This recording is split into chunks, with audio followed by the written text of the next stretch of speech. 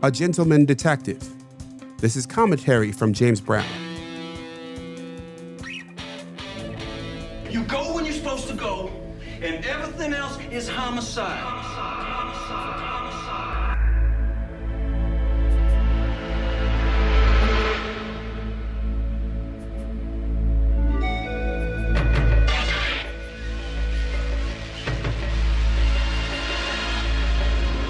That's the haunting theme from Homicide: Life on the Street.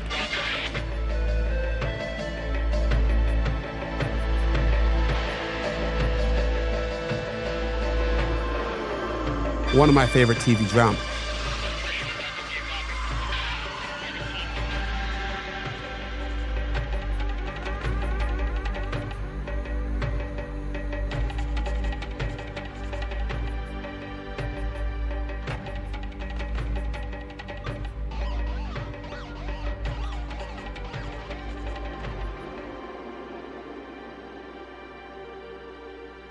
Its lead, Andre Braugher, died a few weeks ago after a brief illness. He won a Best Actor Emmy for his portrayal of Detective Frank Pembleton. Finding love is like solving the perfect crime. You look at every shred of evidence, you talk to every witness, follow every lead. But more often than not, what wins in the end is just pure, dumb luck. And you, my friend, you're just not lucky. Homicide is largely memory holed in the streaming era due to music rights issues. It's the older sibling of another favorite of mine, the more acclaimed Wire.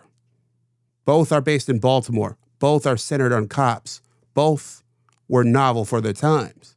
Both from the brain and experiences of David Simon, a Baltimore newspaper reporter turned television writer. Simon's book, Homicide: Life on the Killing Streets, was based on embedding himself in a Baltimore homicide unit for a year. During that stint, Simon met the detective, whom Braugher's character was based. In a 2025 interview, Simon credits executive producer Tom Fontana for creating the template for the show and teaching Simon television. Gail called me and said, "Do you want to try to write the pilot?" And I said to her, "Do you take me for a fool? I mean, there's a chance, like, I looked at the structure, and, like, the longer the show went, the more money I got in checks. So I said, get somebody who knows what they're doing." And I said, but later on, if, once you have a template, I'll try my hand at one. And that's how myself and David Mills started with you.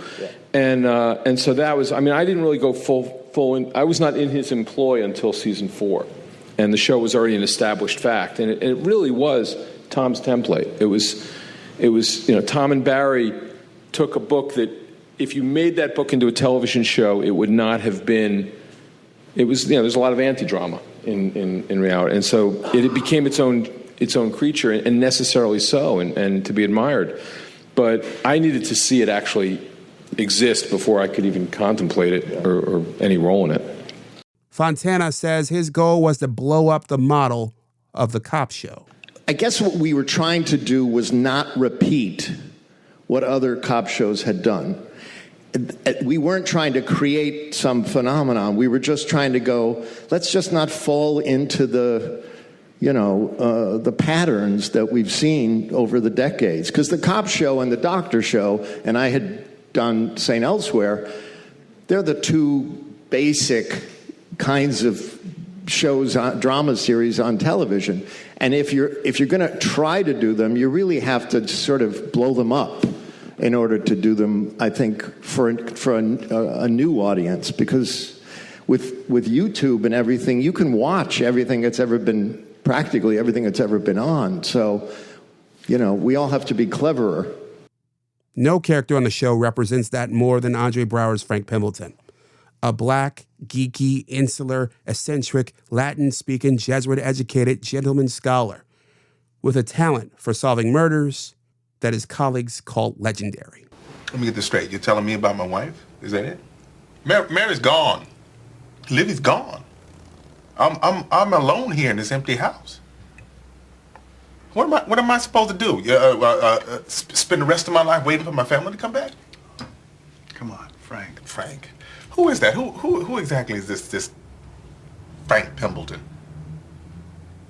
I used to be so sure. I used to be your partner. That was the good old days. I used to be Mary's husband, Livy's father. I'm still Livy's father. But sitting here right now, I'm none of those things. You've got your job. Being a homicide detective, that's who you are, Frank. You take some peace in that. Known for his interrogation skills, Pembleton simmered, bubbling beneath his pressed dress shirts and suspenders until he popped in interrogation scenes. You are a citizen of a free nation. Having lived your adult life in a land of guaranteed civil liberties, you commit a crime of violence, whereupon you are jacked up, dragged down to police headquarters, and deposited in a claustrophobic anteroom containing 3 chairs, a table, and cold brick walls. Have a seat, please. And there you sit for a half hour or more until a homicide detective, a man who can in no way be mistaken for a friend, enters the room. He offers you a cigarette. Not your brand, and begins an uninterrupted monologue which wanders back and forth for a half hour or so, eventually coming to rest in a familiar place. You have the right to remain silent. What made Homicide different from most cop shows is how it leaned into ambiguity. Pembleton and his colleagues weren't clean. Their redemptions were not guaranteed. Their reality was foggy. And that was as much part of the job as putting guilty parties behind bars. These flawed actors did the best they could with the time they had, and often lost. I used to believe in my instincts, that as a detective I was infallible. I don't even believe that anymore. Due largely to its atypical nature and its tough 10 p.m. Friday time slot, Homicide struggled, barely surviving for 7 seasons. Or as I see it, Homicide crawled so The Wire could walk.